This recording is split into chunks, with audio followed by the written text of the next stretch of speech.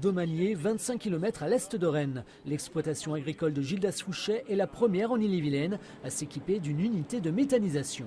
La méthanisation, c'est la production de biogaz grâce à la fermentation de matière organique, tout simplement.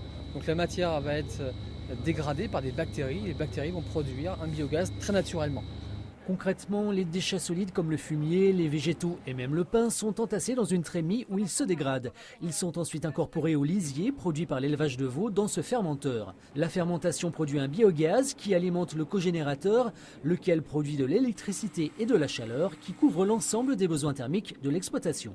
Aujourd'hui, à part le tracteur qui lui utilise du fioul, mais avec pour ambition de le faire rouler au biogaz un jour, aujourd'hui j'utilise zéro énergie fossile sur l'exploitation. Chaque année, c'est près de 13 000 € qui sont économisés. De plus, l'unité produit 800 000 kW d'électricité par an, revendue à un tarif préférentiel à EDF.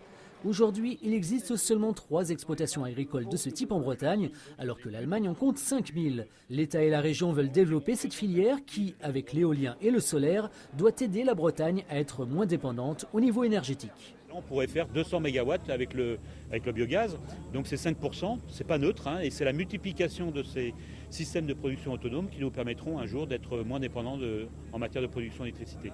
Le biogaz intéresse de plus en plus d'agriculteurs du département. 4 projets sont à l'étude et une unité sera bientôt construite à Noyelles-sur-Vilaine. Aujourd'hui, ce type d'équipement est rentable. Il ne faudra que 8 à 10 ans à Gildas pour amortir son investissement.